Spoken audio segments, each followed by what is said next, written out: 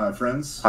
This is Anthony, and I'm here with Eric of Talking with Famous People. And today we're going to be talking about the different ways that we can type people, what methodologies seem to be the most effective, and the ways that we can differentiate between the types. The ways that we check, I guess. Some of this is loosely used, I guess, when type release videos, mostly unconsciously, but we're trying to flesh it out here so that we can make more sense of this. Mm-hmm. I think I want to start with alignment with methodologies, because that seems to be like a warring piece in the community, whether that's on YouTube or on Twitter, forums. People tend to argue about which are the most effective methodologies. And what do you think about that? Well, I mean, I think the alignment with methodologies thing is basically three approaches as far as there's three attitudes towards methodologies. One is empirics driven, and that's going to be your TE types, and they're going to be frustrated in this because there really aren't any empirics per se, and so you run the risk of trying to create empirics while begging the question. And then the other one is personal authenticity, which just says, really, you don't know me. Type is about what I really want to be, and not about what blah blah blah blah blah. So there's that approach, and then lastly there's a TI approach, which says this is about building a defensible case in terms of argumentation and making the taxonomy as to why we're preferring this approach over that approach or whatever. And the conflict comes usually between the TE and the TI users, because the TI users are saying, I was going to be saying to the TE users, but that doesn't make sense, this is contradictory, yada yada, and the TE users are saying, well, look, it's not perfect, but it's only meaningful insofar as it's useful anyway to type people, and it's useful enough to type people, so that's good enough, or something, I don't know. Something like Voltology, then. Alright, well, Voltology makes no claims of legitimacy that can be checked against any other approach or understanding of things. So, in other words, it's only useful insofar as you take it on faith that it's correct and you're using it for your own typing purposes, well, fine, but you're not going to be able to defend those typings to anybody else, because that's a non-communicative approach. Okay. Like they try to put up examples of, well, this is what NEI movement looks like, this is what blah blah blah, but there's no there's no understanding of like, for example, well, what percentage of facial expressions will look like this versus this? What if for it to be even checkable against itself, they have to say an NE DOM will have 80% of their facial movements be of these varieties, and 15% be of these varieties, and 4% be of these varieties, something like that. Right. Then you're talking about something that you can go, okay, well, this isn't obviously perfect because this person doesn't fit any of your percentage blocks that you say, and so it's the best approximate. But they don't even provide you that, so you can't even test it. Okay, and then using that logic, then do you see any sort of holes or maybe inconsistencies within the TI model? Well, sure. Or is something to critique at least? I mean, look, not inconsistent. The TI model is relatively absolute. It's conditional in large part. It's saying, if we define this as this and this as this, I'm given claims that this will successfully subsume any other meta understanding of human consciousness, and that it's a better way to subsume because it accounts for the observer, the subject, and the object, which are three manifestations a human being can have. So, and it also accounts for, I mean, this is the thing, when you're trying to model reality, it's always going to be a metaphysical approximation of actuality. You're never going to successfully model something real because it's not a model anymore, it's the thing itself. Right. So there's always some distance between a map and territory. But the point is, that doesn't mean that certain maps aren't inherently better than other maps. And the reality is, if you have a map that isn't built TI sound in this particular ecosystem of ideation, it's going to lead you astray consistently, because the thing relies upon TI soundness in order to gain any of its solidity, because its solidity is derived from absolute from that which is relatively absolute rather than that which is absolutely relative. It's not derived from empirics. Okay. Okay. It's funny. As you're talking, I thought about TE as it relates to efficiency, and I think that the TE methodologies are faster in their conclusions than TI.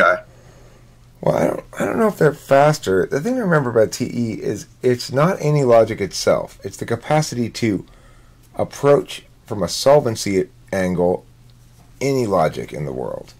So that includes TI logic. So you see TE DOMs like Dave Superpowers, what is he doing? He's using his TE to attack the issue of cognitive functions, which is fine, except he's doing the TE part without having the TI part down first. So it's not solid stuff he's trying to build empirics off of. If you build empirics on quicksand, then all you get is wet empirics.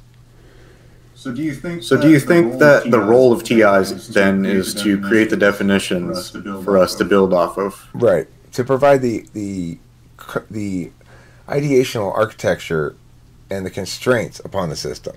Because if you don't have constraints upon the system that are based on what can be logically defended and what cannot, you end up with 512 subtypes.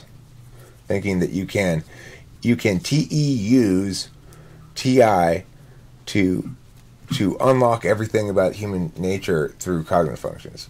Foremost, cognitive functions don't comprise everything in human experience and don't really account for the things that Enneagram does. So I think if you're going to talk about a more complete understanding of the human, it's going to be both Enneagram and cognitive functions.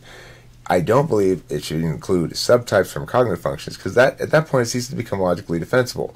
Why are there these subtypes? I thought you said the attentional manners are in the following order necessarily, that actions always paired with deliberation and interface always paired with knowledge. So why would there be subtypes, and where do they emerge from, and how can you logically defend them against the accusation that this is an arbitrary distinction you're making? Right. Okay. So we want to be able to judge our systems based off of their fundamental defensibility. Right, because the reason is this. If something's defensible, then what that means is other approaches run afoul of its consistencies. So it's like if you're coming into if a given approach is logically defensible, then another approach will be demonstrably inferior to that approach in some regard. And as a consequence, we ought to prefer the superior approach. And what I mean by inferior is you'll be able to measure it against its own framework and metrics. So, like, for example, I might say, let's say we were arguing about abortion, and my framework was we should uphold the value of justice, and the value criterion or way I'm going to uphold justice is preservation of life. And then the other person says, no, we should allow abortion, and they also have a value of justice, but they say the way we should uphold justice is protection of individual rights. Now, the thing is, the reason the former is a better framework inherently is because the latter framework necessitates that you beg the question in order for it to be successful. It has to presume that unborn children have no rights for the rights framework to be effective. Now, look, I'm not arguing either side of abortion at the moment at all. I don't care really much about the issue, and I'm not trying to take a stance on it. If you feel differently about abortion, that's fine. I'm not saying pro-abortion arguments don't have good frameworks potentially that you could use. I'm just saying if you try to run that framework with abortion, it's going to collapse underneath your own weight because it begs the question. The question at hand, the issue in dispute is whether or not unborn children have rights. To say we can best uphold justice by upholding rights presumes that only the mother has rights and not the child, and that's going to collapse under its own weight, like I said, directly in comparison to a better framework that is consistent. It's an inherent rhetorical slope to certain things. And the same thing is true with cognitive function approaches or taxonomies. Okay. And all right. Aside from that, then topics of conversation, media making, and consumption. What differences do you see in the types in these areas? Well, I think that your intuitives are more likely to write, and sensors are more likely to paint and stuff like that. So visual arts tend to be more aligned with sensors. Writing arts tend to be more aligned with intuitives. And music, both types can do it, but you can learn a lot about an individual's type by how they go about thinking about music, making music, etc. So if I ask them a lot of details, if they do make music, I can ask them a lot of details about how they make music and learn a lot about their attentional manners as a consequence. So, for example, because I have bad TE, when I make music, I often have to, I do a lot of trial and error stuff, so it necessarily means I'm feeling my way around the whole time. Where the TE person will have more of a plan going in. You know, they'll know what they're trying to get everything to sound like, what they're trying to do. I don't ever know that going in. I have some idea and I just let it kind of grow as I mush with it. It's like mushing mashed potatoes around until you make little statues out of them. Right. Right. Okay, so the approach to arts in different ways. Constructive and executive styles, basically. That's two styles. Constructive is my style. Executive is TE style. TESE is going to be more direct, executive, and NE is going to be more constructive. Okay. What about media making like videos? What differences do you see in that realm? You can definitely tell when somebody is or is not comfortable with an action function. So, like, acting types, it's pretty easy to tell that they're action types because they don't, whether they're SE or NE, they don't seem to have any problem just rolling along in the video. ESFPs can blather on indefinitely. So, if you think, well, being able to talk on the fly and improvise and just yammer, that necessarily means NE. It doesn't. It could mean SE as well. But introverted types are much less comfortable with just throwing shit against the wall and seeing what sticks. That's something that the knowing types in particular have a problem with because they want to know in advance whether or not it's going to stick. They don't want to just throw it against the wall and see. Right. We'd like to know beforehand. I think we've also talked about in the past that there's like differences in like editing and differences in like video length and such. NI is more collapsed. There's fewer tangents. They tend to be shorter videos. And they tend to be single subject stuff. If you get an ESTJ like Bryant Chambers, tends to be advisory. ENTJs as well tend to be a little advisory. ENFJs tend to be advisory. ESTJ advice is funny. It's all like, guys, ENTPs out there, listen. You can't just go up to somebody and tell them that they suck at something, okay? I know you think they can tell you that, but most people can't handle that, okay? You need to realize that. Bryant Chambers made a video that says that one time, basically. Do you think that is a function of high interfacing? Yes. So high FE or high T? Yes. But specifically, it's more so interfacing on with either SI or NI is going to be, interfacing on top is going to be, or TE on top is going to be advising. FE on top, well, ENFJs are definitely advising. ESFJs can be locally advising only, but so they're not necessarily giving advice to general. Like if they were making videos, it would be more likely to be practical advice, like how to use your crafting machine to make one of these things. If you'd like to make this project with me, you need one thing of this and one thing of that. It'd be like that kind of advice. I mean, not general life advice so much to general people, just to their own family members. But other than that, yeah, interface types are very advice giving. Okay. Now character. So comparing against type descriptions, I think that's how most people get their information nowadays, as far as MBTI goes. What do you think about that? Do you think people should have their individual taxonomies, or do you think they should rely on these? Well, I mean, I think the type descriptions are fine, but I think that it really boils down to this. Type description, whether or not you can use type description to type yourself, depends on what kind of tool function you're using.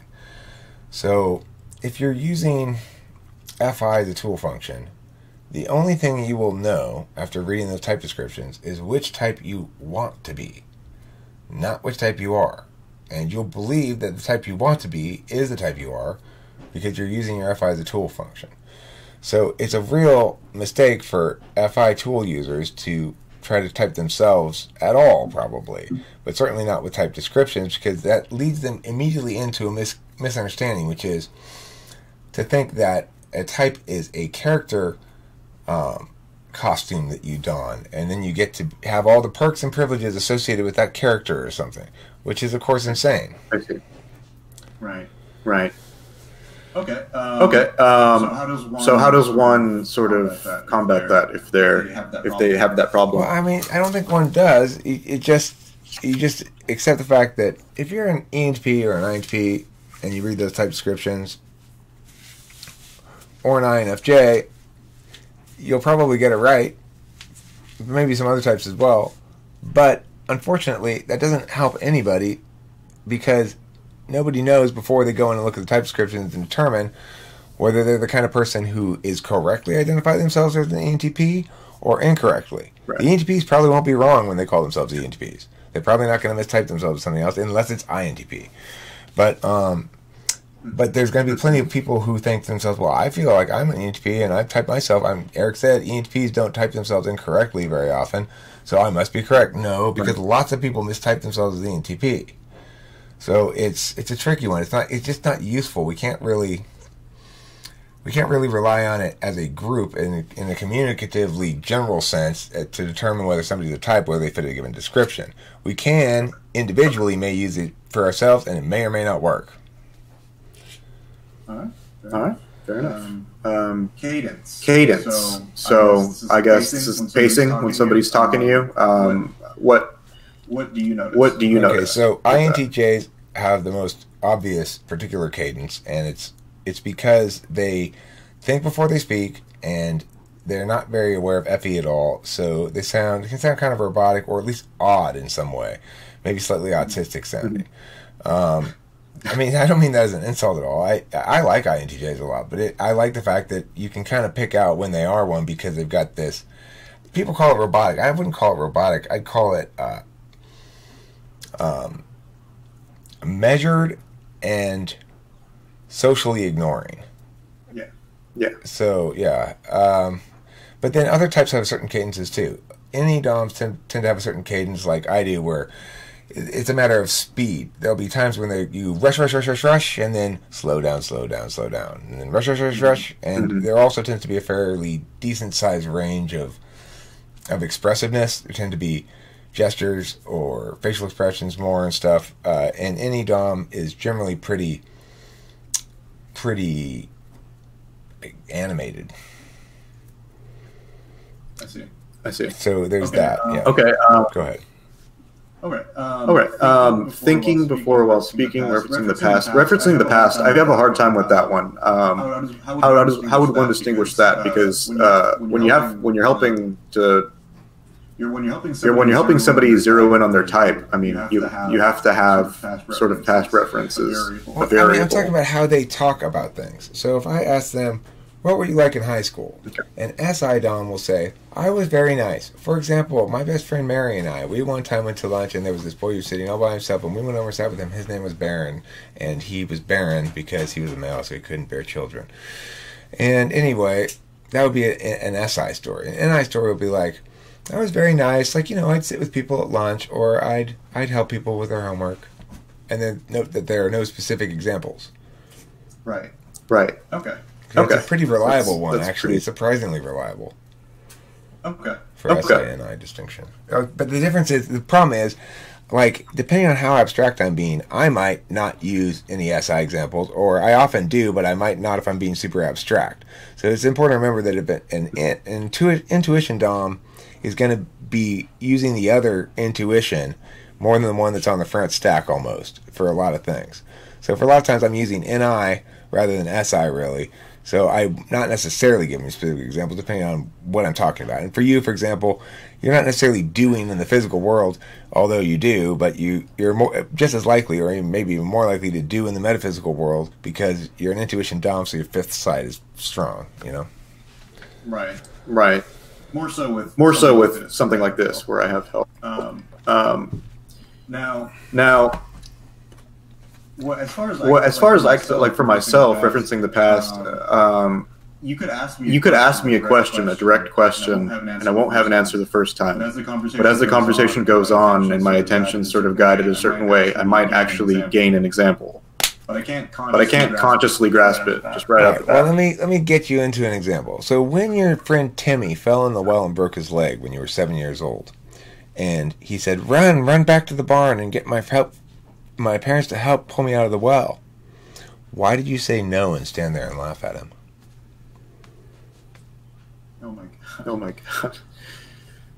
You haven't told anybody that story before, have you? This never happened. I don't know how I figured it out anyway. I intuited it. I got a little moment of Raul Diego, who's got amazing intuition. I don't know if you've heard. Okay, so yeah, I don't know how you would.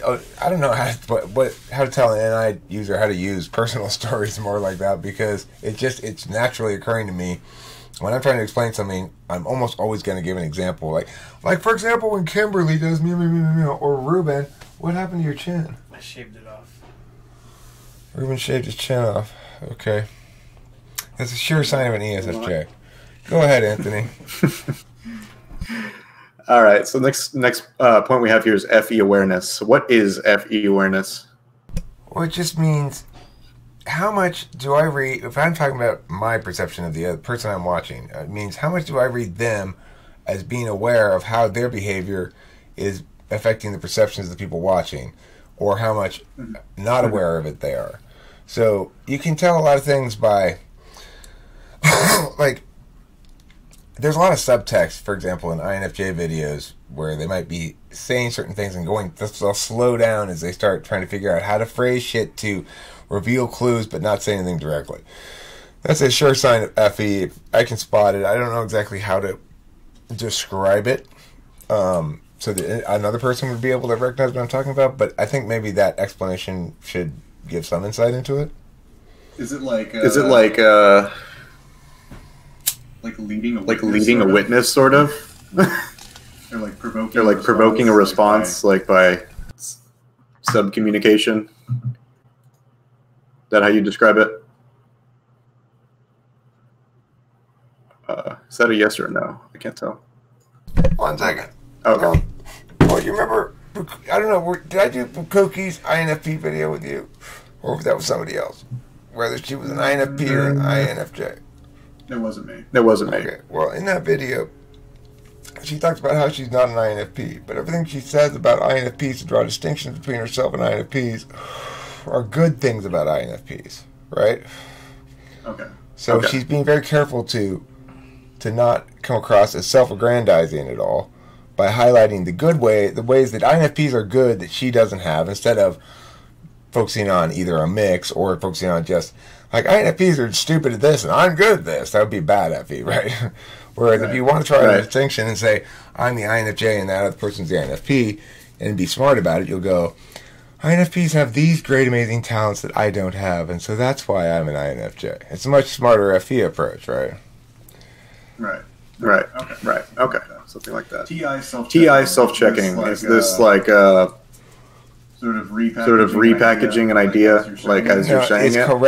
correcting yourself. So, for example, earlier today I said, the only reason, or not today, I don't know when it was. The only reason that I didn't put up that other video was because I was concerned for that person's well-being. And then a second later I said, well, okay, not the only reason. There were other reasons too, but it was a primary factor. So that's what I call TI self-checking. It's like I use the word exclusively or only, and then shortly thereafter I realized, no, I can think of an exception. So, okay, no, not exclusively. Just there is a couple of exceptions, but still a lot of what I say. That's what self-checking is. Okay. TE appeal to utility. What is that? If you ask TE DOMs about values, they have this kind of blinking unawareness that utility might not be the absolute value. So sometimes you can ask them, like, well, here's an example.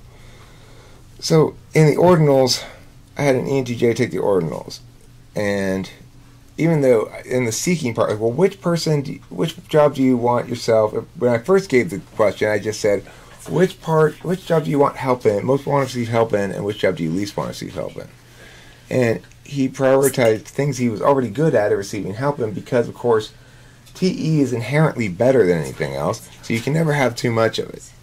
Of course, I'd want the help in TE because then I'd have even more TE. When I asked him the question to make it exclusive, and I said, okay, well, now answer it like this. Which of these things would, if you had to have the job all yourself, or your significant other has a job all yourself, so they're not providing you help in it either, they're taking over the job completely, or you have the job completely, which one do you want? Which ones do you want? Well, at that point, he didn't want to relinquish any of the jobs, but he had to, in the ordinals, you have to relinquish half of them and keep half of them. And that made it a much more interesting question because he flipped his answers right around. So that's an example of him just seeing TE as implicitly better than everything else, so much so that if asked what you seek help in, he'll want more TE.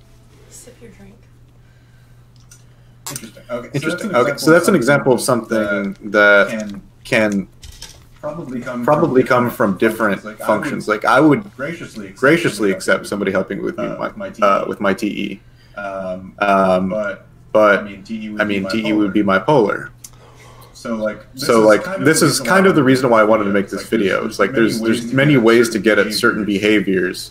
So sure, you'd accept help in TE, but you wouldn't see it as inherently more valuable than the other things. So, in fact, you'd probably see it as inherently less valuable. If you're presented in a situation where these people, this group of 4 people or 5 people is all going to go work together to complete a little project. They're cleaning up a wood pile. And, these 3 people want to do it this way. That's less efficient. If we did it the way that Joe says, we'd save 15 minutes. The other 3 people really want to do it this other way because it's more cooperative and they think it doesn't matter if it's less efficient. That's how we want to do it. You'd side with the people who want to do it the way they want to do it less efficiently every time because you'd see that every individual there has equal claim to like how they want to do it inherently. And as long as it gets done, if it takes 15 minutes longer, so what? He's a peacemaker. Okay. I mean, in the abstract, you might think to yourself, not necessarily in the abstract, you might think that. But I think if you were standing there and there were 3 people who actually had emotional involvement with, like Joe, I know that would be more efficient, but we don't feel like doing it that way. That you're right. You're right. Totally You're right. Yeah. You're right. For sure. Physical cues then. Big-eyed INFJs. We can refute this one right now. You don't have particularly big eyes. You have, I would say, regular-sized eyes. You're definitely an INFJ, and so it just goes to show you that we can't rely on those physical cues, even though there does seem to be some correlation. NTPs tend to be tall and skinny, but not 100%. Would you say that there's anything that is stereotypical about him? I mean, he's very much a textbook INFJ, but it has nothing to do with his physicalities. It has to do with his background. His background's fine. I mean, it's about what I'd expect it's why he's not an ISFJ, right? If he were an ISFJ, it would not be adequate for his background to be basically clean and tidy looking. INFJ is going to be adequate for that because they're mostly anticipating doing all their FE work. I see it. I bet it's washed and not folded instead of dirty. Notice how most of this video I'm like kind of shifted over here. Well, you know. Okay, so he's aware of that. Yeah, that is very much FE awareness, and he's smooth. He's just an INFJ. I can just tell. I don't know. There's a lot of smooth as silk, Anthony. I could make a case for why he is, but I don't. That's not the purpose of this video. No, I know. Right. But which pulls us to the next example, which would be FE reads. So that was stuff like that would be something how you'd gauge that then. I mean, when I'm talking about FE reads, I'm talking more about I'm looking to see if the other party is judging me on FE or not. So if the other party is judging my FE, like when I'm talking to INFJs, I get certain cues from very minor little facial things sometimes that are intended to communicate to me but not the general audience necessarily, I think. So it's like that's what I'm talking about in general with FE reads. Is I'm looking to other people to give me some sort of guidance in FE in some sense, and so I can be. I know I can. I have to remember to check to see if did I go too far or you know am I? I see you doing that with Amber. Yeah, I do it with Amber too. She just goes. She gets a blank face. She just sits there and doesn't really say anything, and then she'll do like a little smile, and you're like, okay. And the powerful thud of silence lands upon my ears like condemnation. Mm-hmm. Yeah. Watching that last video with you and I did that a couple times. Yeah. I don't always pick up on it. I can be a little slow, remember, Anthony, on that. It's not my primary attentional focus, but I do try to check up on it a lot. Right. So you basically you see how other people are expecting it of you, and then that's how you basically and as far as FE reads of other people who in their FE, if they have bad FE, I sort of make a binary thing: bad FE, good FE, and that's as far as I go in terms of thinking about it. So if I'll notice like an ISTJ is kind of awkward or whatever, and I'll go like, oh, that looks like polar FE. And then that's the last I'll really think about it. When I talk about more nuanced FE reads, I'm talking about reading other people's response to me, not my reading other people's FE. Okay. Right. Makes sense. SE reads. How would you be able to see SE in another person? I guess I would say that I don't really, but I think what I guess I mean by that is people using SE are reading potentially a lot more variety of physical cues or something themselves than I am. Like ESTPs are known as opportunistic because they're reading the physical cues in the moment and taking those for meaning what they mean, regardless of the fact that they're not expressed in language. They still have meanings. You know, the girl who keeps uncrossing her legs and smiling at you does probably want you to go over there and talk her up. And the ENTP will go like, I wonder what that means. I wonder if you could... Lady, could you please convert that into language for me, please? Are you trying... Is that directed at me? I'm unsure. It's not in language. Right. So what would be the distinction there then? Is body language more of an SE read or an FE read? I mean, it's an SE-FE read. So, for example, my FE reads are related back to whether what I'm doing is working or not. And their FE reads are based on what other people are communicating to them in general, not just about, like, you know, imagine, I think of FE for me as being like a stand-up comic on stage, and I'm reading the audience the whole time. Is this working? Is this joke working? Are people laughing? Or are people looking uncomfortable? Or are people what? And so that's, to the extent that I'm intentionally focused on FE, it's kind of a process checker for me. It's like it helps me to prevent me from going too far and to make sure my ideas, my NE randomness, stays on more of a FE NI friendly track.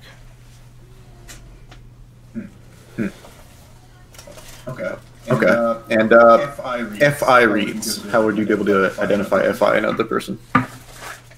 Well, they've got moistness about their eyes. You know, you can see INFPs, they tend to look like they're always about to cry, kind of, a little bit. And you can tell when somebody's super squeamish about things. You can kind of read that in them a bit, like if they really feel, you know, they get a little harm prevention overcome. I see. So characteristics like almost looking like they're gonna cry. All right, and then sort of general caring too much. Caring too much. Okay. You know, not having good reasons for things. Okay. Sorry, I mean, I don't know. I don't know. FI confuses me. You're barking up the wrong Eric for FI. Right. I know I put it down there, but it doesn't mean I have any answers to your questions about it. So you probably notice it in that you don't. something that you don't usually do, or No, something I that do it I don't for know. him. Sort of, I don't use it in typing people. I don't know how to exactly to identify it. I identify it as not FE. Okay. And then Okay. I sit behind him, like the little chatterbox behind him, going, "Oh my gosh, do you notice? Oh, notice that! Oh my god, look! Oh my god, look what he did!" Yeah, I totally Right. fill in the blanks there for him. He's oblivious. So that's your FE. That's your FE, I would argue. It's her SEFE. It's her fifth slot SE and her FE. So it's like she's doing kind of fourth slot any ideating about stuff when she's telling me these things, but it's like a knowing thing. From whatever SI combination with the SE data, she's keeping an eye out for in the physical environment. So I'm not necessarily paying attention to the SEFE clues. Like she and ESTPs have that in common. Let me ask you. Okay, Kim.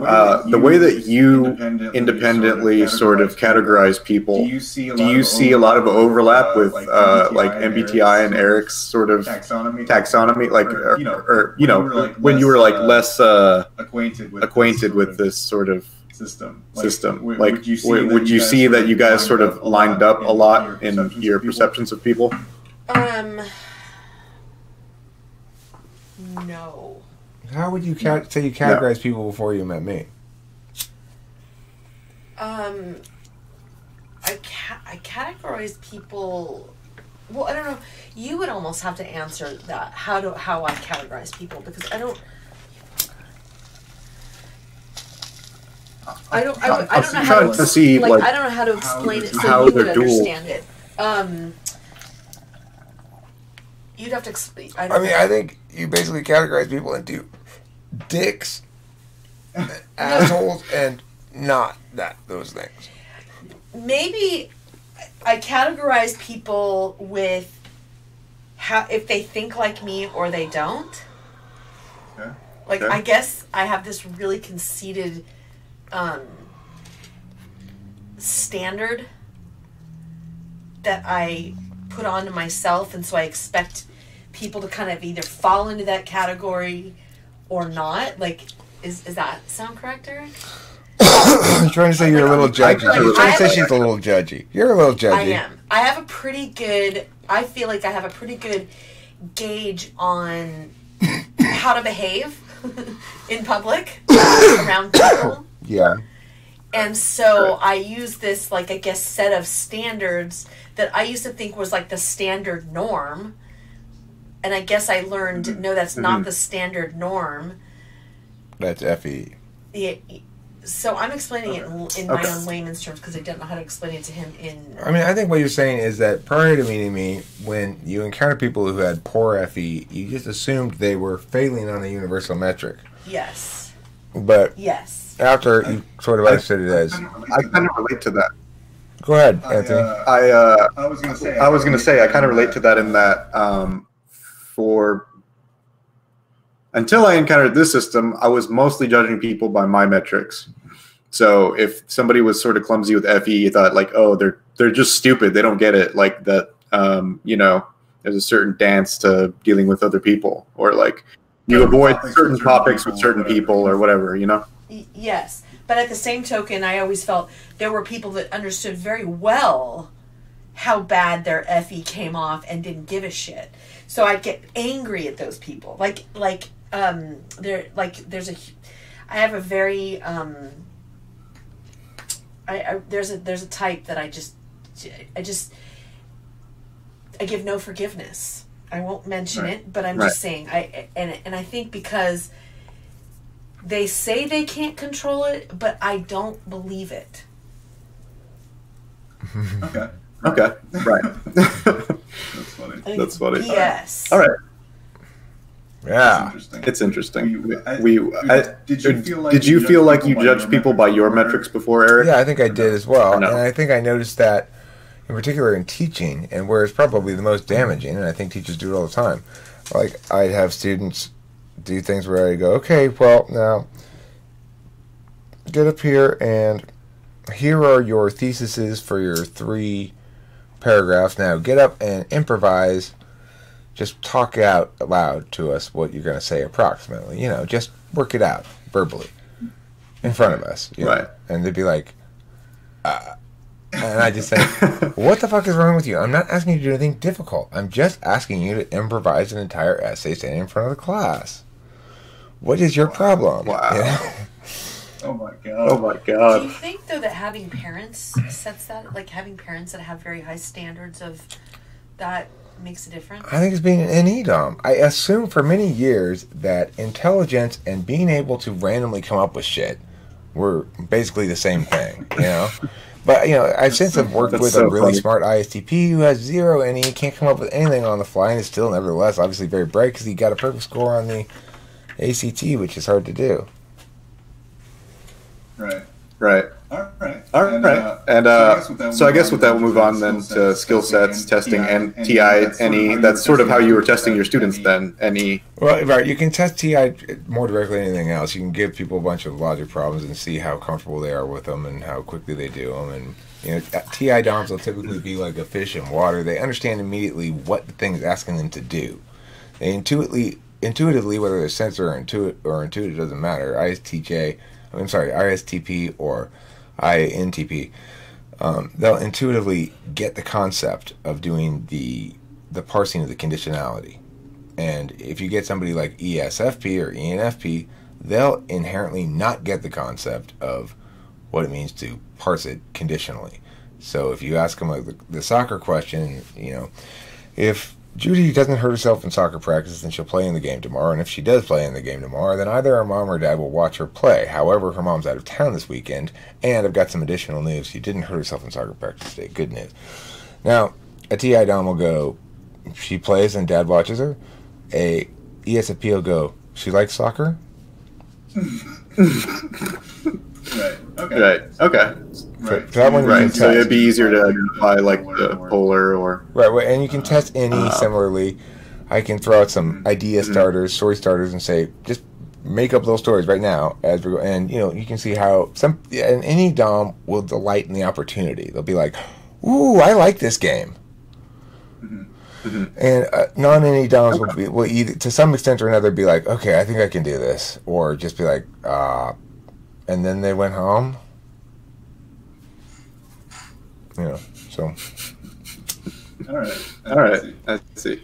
Now, values, implicit, score sheet self-legitimization of others seeking. So I guess what we seek in other people is usually stuff that we're poor at, right? So something like polar, something like countervalue, 4-7, something 4-7 like usually. Slot.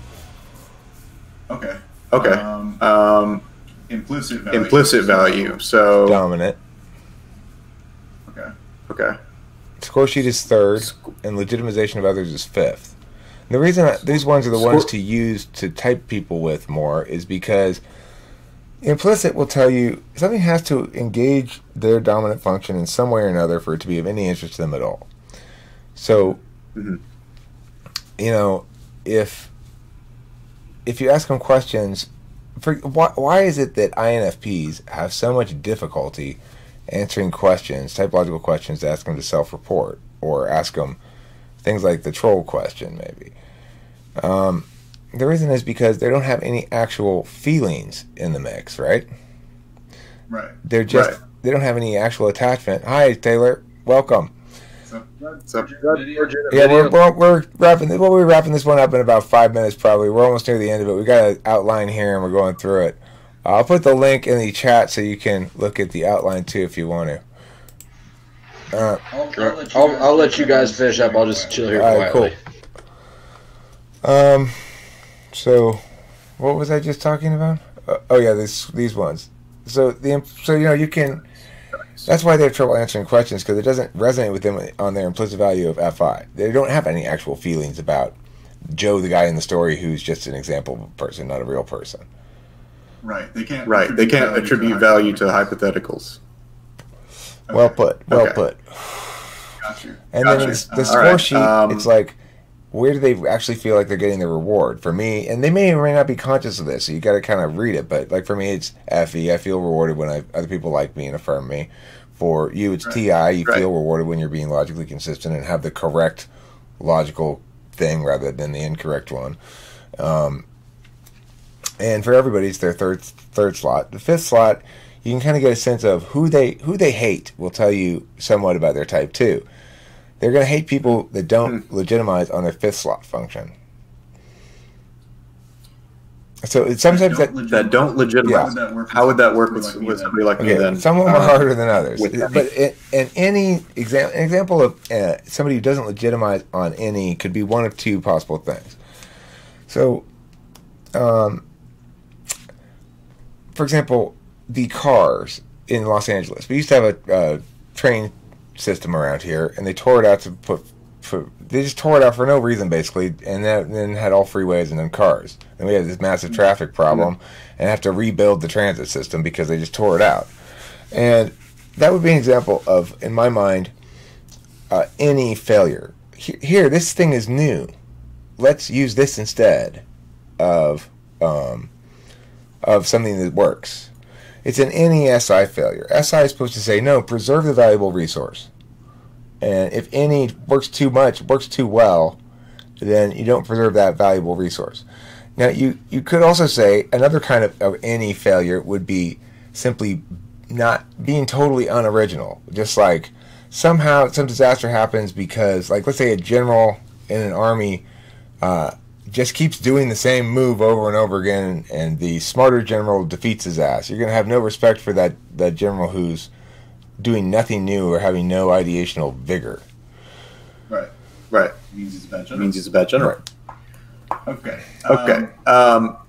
So that would mean that any is just like I would value in other people their ability to ditch the old model for a new one. No, I think you'd value in them their ability to be ideationally active. See, the thing is, the nice thing about any is when it takes action, it's conditional action. The only reason this action has become anything other than just conditionality is because we're making a video, we're going to put it up there. So then it becomes that's the SE component that makes it into a time object that allows it to have impact on other people, which is a sort of the linkage between the metaphysical and physical worlds is that SE action of me putting the video up and putting typing the things in and stuff. Okay. I see. Self-report. So I guess like you said before, a person's stack will probably leave them better or worse equipped to type themselves and consider their own characteristics. Well, and it's not just that; it's the fact that it's very, very difficult to get questions that are going to get the actual response that you want for the response to mean what you want it to mean, so to speak. It's like for the response and the meaning to line up properly. Because if I ask you a question, whatever question it is, you're going to have your own connotations with the words in that sentence that are going to, you might not view yourself as, well, it's like the fish example I gave in the other video where, you've got this fish and it's a good jumper. It jumps out of the water, catch flies a lot. And that's what it thinks of it as. It thinks of itself as a fish that spends a lot of time in the air and does cool shit in the air and does tricks when he jumps and stuff. And so when they type it, when a fish types himself, he types himself as a bird. Because compared to the other fish, he is up in the air a lot, right? So, and that's how he identifies amongst the fish. I'd go out on a limb and say that I think a lot of people type themselves by their third function as dominant.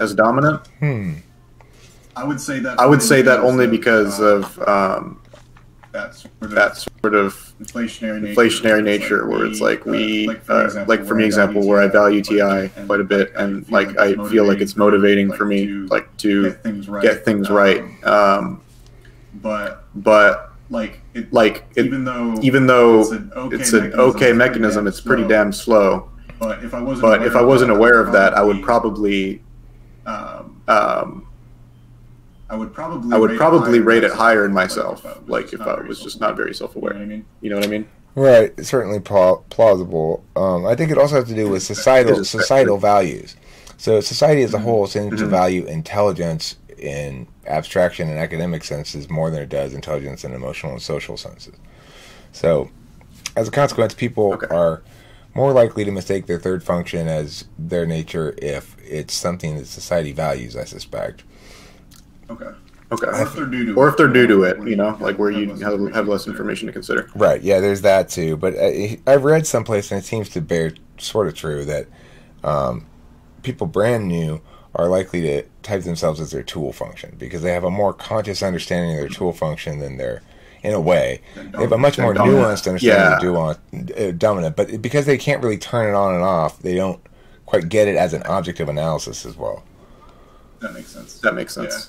Yeah. I mean, you're sort of stuck in that frame all the time. So. Right. Okay. Possible mitigators. So your ordinals, I guess. I think ordinals help. That'd be something to because it forces people to put things against each other. You have to. It's not just how much are you social? 1, 2, 3, 4, 5. I'm 5 social. You know, it makes you choose against something. Well, if I choose truth, then I have to put authenticity below it, and I have to put this other thing up here, and and it puts people in a position where they have to actually come to terms more with their actual values than they would if they weren't positioned where the values conflict with each other. Okay. Now, empirics, brain scans. As far as I know, the only stuff about brain scans comes from Dario Nardi. Are there other sources for that? Not as far as I know. Is it sufficient to establish the thing? Probably not. But I would hazard a guess that if we had portable brain scans, if we could walk around with brain scanners and brain scan a bunch of people and gather all that data about portable brain scans, that it probably would bear out Dario Nardi's conclusions, and that we'd be able to successfully type people that way. But that technology is not either available or not commonly used enough or not used for this purpose or for whatever reason. It seems hard to get that to, I mean, I certainly am not taking on that task, okay? So if somebody else out there wants to take on the task of coming up with all these portable brain scanners and finding a population of people who want to participate in the thing and putting together all the data and writing out your conclusions, I'll totally look at it before you publish it and help you proofread it and stuff. I'm interested. I'm very interested in the results of the study, but I am not going to be the one who does it. Right. Fair enough. I couldn't invent the portable brain scanner. I would not be able to invent the portable brain scanner. Sorry, Anthony. Go ahead. That's fine. System validity and integrity. So there's a lot of different systems people use: Voltology, Socionics, MBTI, stuff like that. How do we sort of gauge what's? I think we justify on 3 metrics. So one of them is consistency with real-world data. At the root, typology always has to be consistent with what we see about the human experience. Remember, it begins as a taxonomy of all manners of attention that comprise the totality of human experience. To the extent that you can capture them all in these sets, ideally, these sets should capture just about everything. Well, and I think that they do. So it's hard to come up with some manner of attention that doesn't fit into one of these categories, be it SI, NI, the two ways of knowing, TEFE, the 2 ways of interfacing, TIFI, the 2 ways of deliberating, or SENE, the 2 ways of acting. And so in that sense, we begin with the whole cognitive function idea. How can we defend it at all? Well, let's talk about the fact that different approaches to things are often contradictory, that there are different approaches to things, and they can be contradictory. You can have contradicting values, one person indicating, no, we should prioritize this, the other saying, no, we should prioritize this. Like in the example I gave Anthony about the people moving the wood pile. And if we were actually standing there, we could see the scene. Anthony would side with, let's go with the people and what they want to do. We're going to get this thing accomplished anyway, regardless. It takes a little bit longer. Everyone will be happy that way, and no one will be upset, and everybody will like each other more rather than dislike each other more. And if you do it your way, it's going to cost a lot of social consequences that make it not worth these 15 minutes you're going to save us. Now, that's a manner of attention. To be aware of those dynamics is not just a perspective, it's not just an argument, it's a manner of attention. In order to make that argument, you have to be attending in that fashion to begin with. Who's calling me? I don't want to answer that. Yeah, you have to be attending to that stuff in the first place. Meanwhile, Joe's not attending to that. He's not thinking about the social impacts. He's thinking about how, if I could just get Mary to follow my instructions and stand there and hand the wood to this person in the fashion I'm saying, we'd be done. You know, I can't even believe we're still talking about it. Just follow my orders so we can get this shit done, and we'll be done with it real quick. And then we'll all be happy because it'll be nice and useful and efficient. And utility and efficiency makes everybody happy. it's not just a different set of words, it's a different way of paying attention. Joe's paying attention to the woodpile, Anthony's paying attention to the people. Yeah, different considerations. Yeah, different considerations. Scope of reach. How ought functions explain? What do the functions explain then if they don't explain behavior inherently? I think they do explain behavior. I just don't think they explain everything about motivations. So, or approaches. I think Enneagram fills in the gaps there. It is true that I am avoidant of responsibilities, and that I will, when there's some sort of thing, I will first try to avoid it. If it's, depending on, sometimes I'll first confront it. If it's like something out in the world, somebody's kind of trying to roll up on me and start some shit about me taking their parking space or something, let's say. Then I'm going to come right back at them and be like, I see your name on this parking space, what the hell are you talking about? Or whatever. That's my 8 in the try type, right? And that's an Enneagram thing. There's nothing in MBTI that explains why I take that approach instead of an alternate approach like, oh, okay, I'm sorry, or whatever else, other approach I might take.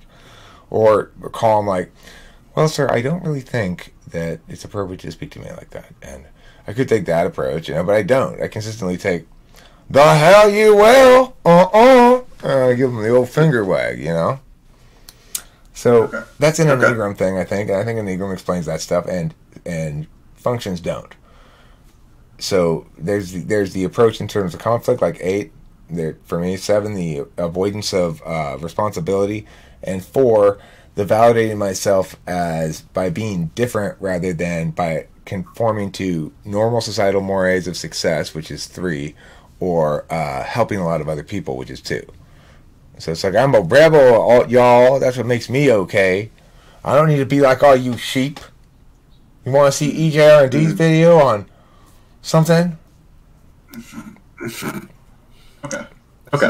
So you think behavior mapped onto functions, and then you think motivations mapped onto Enneagram. Yeah. Roughly. Yeah, pretty much, yeah.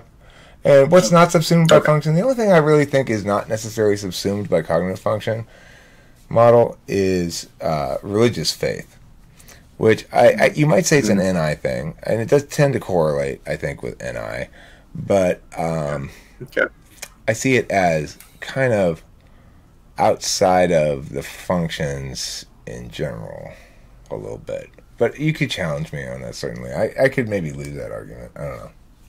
Yeah, that one's not very conclusive. It's hard to tell, but there's a lot of people of varying type. But I think probably rationals might be a little bit more averse to it. So like NTs or whatever. Yeah, I mean, like, you can explain this hat, right? If you're just thinking about random things in life, right? Any random thing you approach. Yeah. This hat is easily explained with cognitive functions. Why is that guy wearing that hat? Why am I wearing this hat, Anthony? Because you have lower FE than me. Yeah, tertiary FE. That's the answer. Tertiary FE. Only ENTPs think, ooh, this will be cool. I'm going to wear this hat. Everyone will think this hat is cool, right? It's kind of childlike in its understanding of FE. There's nothing very nuanced about this FE gesture here. But it's just how I roll, you know, because I'm a 4 in Enneagram as well. But, you probably would advise against this hat. But what you didn't know, Anthony, is this is the right hat. You know why? Because it's game time, motherfucker. It's game time. You can see it on the hat. Can't argue with that. Right. It's game time. Is game over? Okay, that's pretty much all I had to ask. All right, well, that's a great video, Anthony. Good job with the asking the questions and being the moderator there. I appreciate that. No problem. And all you at home, please don't forget to eat plenty of cheese.